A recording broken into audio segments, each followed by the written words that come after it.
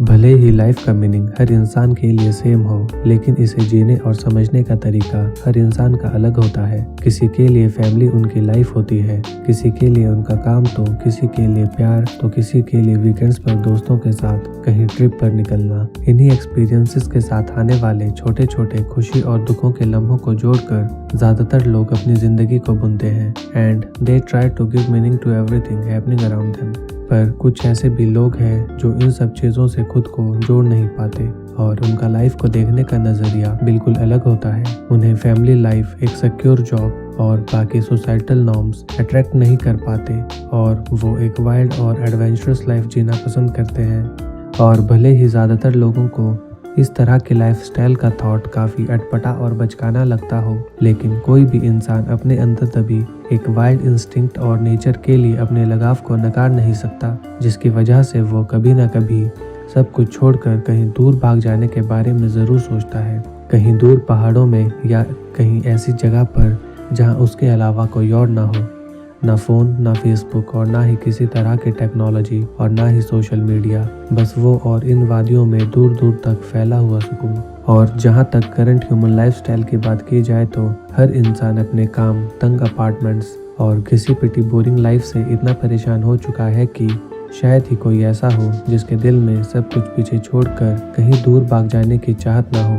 पर शायद ही कोई होगा जिसमें घर, परिवार और सोसाइटी को पीछे छोड़कर किसी वाइल्ड एडवेंचर पर अकेले निकल जाने की हिम्मत हो। फैमिली और करियर को छोड़ देना हर इंसान के बस की बात नहीं होती, पर भले ही ये थॉट जितना चाहे इम्पॉसिबल या रिस्की लगता हो, पर हिस्ट्री ऐसे लोगों से भरी पड़ी है जिन्होंने वर्ल्डली कंफर्ट को पीछे छोड़कर एक एडवेंचरस और वाइल्ड लाइफ को एक्सप्लोर करने का जज्बा दिखाया। उन्हीं करेजियस लोगों में से एक था क्रिस्टोफर मैकेंडलस, जो 23 साल की उम्र में कॉलेज से ग्रेजुएट होने के बाद एक एडवेंचर पर निकलता है जिसकी मंजिल होती है अलास्का, जहाँ कुछ महीने बिताने के बाद उसकी ये जर्नी एक ट्रेजिक मोड़ ले लेती है। अपने पेरेंट्स की दी हुई कार को एक डेजर्ट में छोड़कर और बचे खुचे डॉलर्स को जलाकर क्रिस्टोफर अपनी जर्नी की शुरुआत करता है। एक ऐसी जर्नी जो हर कॉर्पोरेट स्लेव का सपना होती है। ना ही कोई नाम और ना ही कोई पहचान, बस एक बैग और उसमें थोड़ा सा जरूरी सामान और कुछ किताबें भरकर क्रिस्टोफर अपनी इस लाइफ चेंजिंग जर्नी पर आगे बढ़ता है, जिसे वो काफी वक्त से प्लान कर रहा होता है। और क्रिस्टोफर की ये जर्नी एक इंटरेस्टिंग और लाइफ चेंजिंग एक्सपीरियंस बनकर सामने आती है। क्रिस्टोफर के इस सफर की सबसे खास बात ये होती है कि उसके एक्सपीरियंसेस किसी जंगल या दूर दराज के पहाड़ों तक सीमित नहीं होते, बल्कि वो अलास्का पहुंचने से पहले अमेरिका के डिफरेंट प्लेसेस में ट्रैवल करता है। और ये सब उसे सिटी लाइफ, ह्यूमन सोसाइटी और normal day to day life के बारे में काफी कुछ सिखाता है। पर मूवी उसके इस सफर को लीनियर वे में प्रेजेंट नहीं करती, जिसकी वजह से उसके एक्सपीरियंसेस को पूरी तरह से ग्रास्प कर पाना थोड़ा सा मुश्किल है। पर क्रिस्टोफर का ट्रेन्स में बिना टिकट के ट्रैवल करना, रिवर में अनसेफ राफ्टिंग करना और एक जिप्सी लाइफस्टाइल को फॉलो करना काफी लिबरेटिंग लगता है। इसके अलावा क्रिस्टोफर का अलग अलग लोगों से मिलना और एक कनेक्शन बिल्ड करना काफी सूदिंग लगता है, बिकॉज इससे हमें ह्यूमन रिलेशनशिप्स को एक अलग ढंग से देखने का और समझने का मौका मिलता है। हमें देखने को मिलता है कि कैसे हर इंसान अपनी एक यूनिक स्टोरी को कैरी करता है और कैसे हर एक पर्सन खुद में एक पूरी दुनिया होता है। हमें देखने को मिलता है कि हर कोई खुद में अपनी स्टोरी का मेन कैरेक्टर होता है, जो कंटिन्यूअसली अपनी लाइफ के वर्ड को फिल करने की कोशिश में लगा रहता है। क्रिस्टोफर ऐसे ही कुछ लोगों से मिलकर उनकी लाइफ में क्रिएट हो चुके वर्ड को कम करने की कोशिश करता है और उनकी स्टोरी में एक साइड कैरेक्टर का काम करने के बाद आगे बढ़ जाता है। पर क्रिस्टोफर के इन सभी इंटरेक्शंस में एक चीज कॉमन देखने को मिलती है। क्रिस्टोफर एक डिटैच्ड पर्सन होता है जो चाह कर भी किसी के साथ एक इमोशनल रिश्ता नहीं बना पाता। वो किसी नदी के साफ और ट्रांसपेरेंट पानी की तरह होता है जो कभी कभी किनारे पर ठहरता तो है, पर ज्यादा देर वहाँ रुक नहीं पाता। और ये सब देखकर यही सवाल उठता है कि आखिर क्रिस्टोफर का लोगों और रिश्तों से इस कंप्लीट डिटैचमेंट का क्या रीजन था। इसका आंसर हमें क्रिस्टोफर के चाइल्डहुड में देखने को मिलता है। He had a bad childhood. Parents के बीच होने वाले कॉन्टिन्यूस झगड़े और अपने फादर की एक्सेसिव एक्सपेक्टेशंस क्रिस्टोफर के माइंड में फैमिली और रिश्तों को लेकर एक नेगेटिव इमेज क्रिएट कर देती है। और कभी लव और फ्रीडम ना एक्सपीरियंस कर पाने की वजह से वो फैमिली और रिश्तों को एक बर्डन की तरह देखना शुरू कर देता है।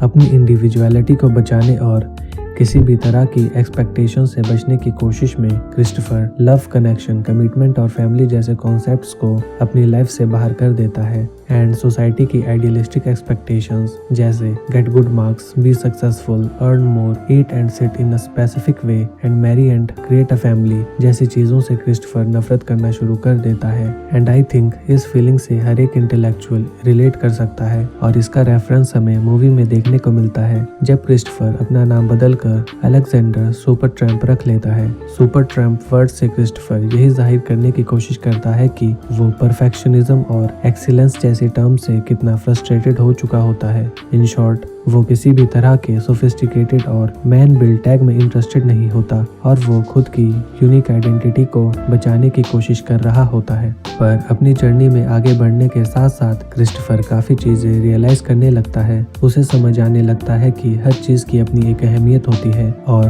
किसी भी चीज को पूरी तरह से नकारा नहीं जा सकता। वो लोगों को समझना शुरू कर देता है कि कैसे हर इंसान के लाइफ को लेकर अपने मॉरल्स होते हैं और कैसे हर इंसान अपनी नीड्स के अकॉर्डिंग चीज़ों को वैल्यू करता है।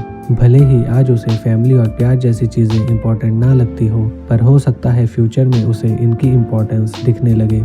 और इस मूवी की यही बात मुझे सबसे ज़्यादा पसंद है कि कैसे क्रिस्टोफर अपनी आइडियोलॉजी को लेकर चैलेंजेस फेस करता है। उसके डिसीजंस को लाइफ बार बार टेस्ट करती है और बार बार उसे ठहर जाने का मौका मिलता है, पर इन सभी रुकावटों के बावजूद क्रिस्टोफर अपनी जर्नी पर आगे बढ़ते रहने का डिसीजन लेता है और फाइनली 2 साल अमेरिका के डिफरेंट प्लेसेस में ट्रैवल करने और ज़रूरी नॉलेज और रिसोर्सेज इकट्ठा करने के बाद क्रिस्टोफर अलास्का पहुंच जाता है। बर्फ से ढके पहाड़ों और जंगलों में दूर दूर तक फैला हुआ सन्नाटा उसके लिए किसी सपने से कम नहीं होता। उसकी लाइफ का वो पल जिसके लिए उसने 2 साल रोड पर बिताए होते हैं आखिरकार उसकी आंखों के सामने होते हैं। कंधे पर एक गन रख कर जानवरों का शिकार करना और बिना किसी फैंसी कटलरी के अपना खाना तैयार करना क्रिस्टोफर के लिए किसी सपने के सच हो जाने जैसा होता है और एक धूल से भरे बिस्तर में उसे वो सुकून मिलता है जो शायद ही एक बड़े घर और एक महंगे बिस्तर पर उसे मिल पाता। पर वक्त एक जगह कहाँ टिकता है। विंटर्स के गुजरने और बर्फ के पिघलने के साथ ही क्रिस्टोफर के लिए फूड इकट्ठा कर पाना मुश्किल हो जाता है। ऐसी जगह पर सर्वाइवल की पूरी नॉलेज ना होना उसके लिए बहुत बुरा सबक बनकर सामने आता है। फूड और प्रॉपर न्यूट्रिशन की कमी का असर क्रिस्टोफर की बॉडी पर दिखना शुरू हो जाता है और कुछ ही हफ्तों में क्रिस्टोफर की ये जर्नी एक एडवेंचर से स्ट्रगल फॉर सर्वाइवल में चेंज हो जाती है। पर सिर्फ एक मूवी को देखकर या क्रिस्टोफर के पीछे छूट गए नोट्स से उसके एक्सपीरियंसेस को पूरी तरह नहीं समझा जा सकता। पर एक इनएक्सपीरियंस्ड पर्सन का अलास्का जैसी जगह में अकेले फंस जाना आसान तो बिल्कुल नहीं रहा होगा। अपने साथ लाए हुए राशन का खत्म होने, कोई शिकार न मिलने और ढलती हुई फिजिकल स्ट्रेंथ क्रिस्टोफर के लिए चीजें मुश्किल कर देती है। क्रिस्टोफर की किस्मत तब बदलती है जब वो एक मूस का शिकार करने में सफल होता है। मूस को मारकर क्रिस्टोफर की फूड इकट्ठा करने की सारी चिंता खत्म हो जाती है, पर मीट को सही से प्रिजर्व ना कर पाने की वजह से उसके सारे एफर्ट्स बर्बाद हो जाते हैं। ये इंसिडेंट क्रिस्टोफर को मेंटली तोड़कर रख देता है और उसे समझ आता है कि वो नेचर के सामने कितना छोटा है। वो अपने सफर में पहली बार अकेला महसूस करने लगता है और ये इंसिडेंट उसकी लाइफ की सबसे बड़ी ट्रेजेडी बनकर सामने आती है। मीट के खराब होने के साथ ही उसकी यहाँ सरवाइव करने की सारी उम्मीदें खत्म हो जाती है और वो वापस लौट जाने का फैसला लेता है।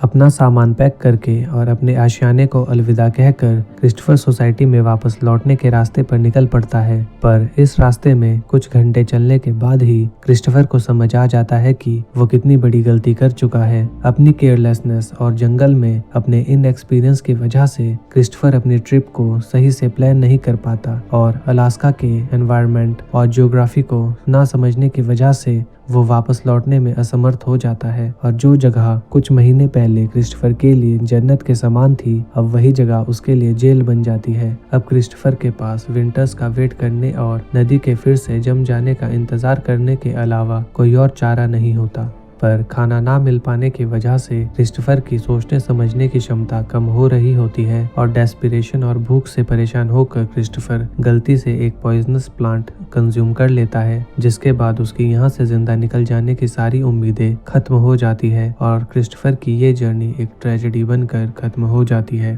तो ओवरऑल देखा जाए तो क्रिस्टोफर की ये कहानी एडवेंचर नहीं बल्कि एक ट्रेजेडी है। क्रिस्टोफर का इनएक्सपीरियंस और लैक ऑफ सर्वाइवल स्किल्स उसकी जान ले लेता है। पर शायद अगर क्रिस्टोफर के रास्ते में नदी ना आती और वो किसी तरह वहां से जिंदा निकल पाता तो शायद कोई उसके इनएक्सपीरियंस को काउंट नहीं करता और ये एक कमाल का वाइल्ड लाइफ एडवेंचर बनकर लोगों के दिलों में रहता। पर लाइफ इतनी आइडियल नहीं होती। Life is practical and we have to pay for our actions. Christopher की पूरी जर्नी एक रैश डिसीजन पर टिकी थी और शायद ये क्रिस्टोफर की किस्मत ही थी कि वो अलास्का तक के सफर को पूरा कर पाया। और भले ही उसके इस सफर के पीछे जो भी रीजंस रहे हों, पर उसकी अप्रोच में एक नाइविटी देखने को मिलती है। क्रिस्टोफर एक आइडियल वर्ल्ड चाहता था जो शायद कहीं एग्जिस्ट ही नहीं करता और रियलिटी से बचने के लिए वो प्रॉब्लम से दूर भाग जाने की कोशिश करता है। जगह और नाम बदल देने से मैं खुश हो जाऊंगा, ये थॉट खुद में काफी डिबेटेबल है। हाँ, 23 की उम्र में सभी को एक ऐसी ट्रिप के बारे में जरूर सोचना चाहिए, मगर दुनिया का कोई भी सफर इंसान को अंदर से खुश नहीं कर सकता। और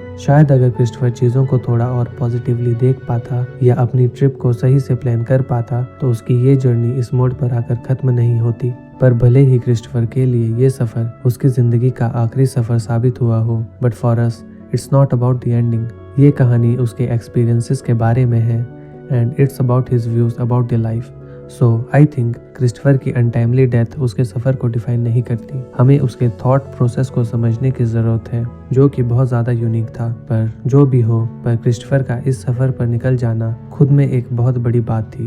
पर क्रिस्टोफर की जर्नी कहीं ना कहीं हमें ये सोचने पर भी मजबूर कर देती है कि क्या यूं घर परिवार को पीछे छोड़ना और सोसाइटी को पूरी तरह से रिजेक्ट करना सही था। आई थिंक फैमिली लाइफ को एक्सेप्ट करना और सोसाइटी को पूरी तरह से नेग्लेक्ट कर देना दो अलग अलग चीजें हैं। मे बी अपने बैड चाइल्डहुड की वजह से क्रिस्टोफर को अपने पेरेंट्स से प्रॉब्लम थी, but he had a loving sister और एक बेटर लाइफ क्रिएट करने का उसके पास पूरा मौका था। पर वो अपने थॉट्स को लेकर बहुत ज्यादा रिजिड हो जाता है और कुछ बैड एक्सपीरियंसेस की वजह से वो चीजों से नफरत करने लग जाता है और उसे असल में दिक्कत किस चीज से थी ये समझ पाना भी थोड़ा सा मुश्किल है। और आई थिंक उसके लिए ये जर्नी बहुत ज़रूरी थी और शायद इसके बिना वो कभी लाइफ को एक पॉजिटिव लेंस से नहीं देख पाता। पर उसे थोड़ा केयरफुल रहने की जरूरत थी। कोई नहीं जानता कि क्रिस्टोफर की ये जर्नी कितने वक्त तक चलने वाली थी या लाइफ को लेकर उसके फ्यूचर प्लान्स क्या थे। पर मेरे हिसाब से सोसाइटी के स्ट्रक्चर को पूरी तरह से रिजेक्ट नहीं किया जा सकता। Yes, people can give up on their luxuries और they can live on a mountain somewhere far, but आज के वक्त में दुनिया से पूरी तरह कट जाना इज नॉट पॉसिबल। इंसान ने चीजें बनाई हैं बिकॉज ये हमारे सर्वाइवल के लिए जरूरी थी।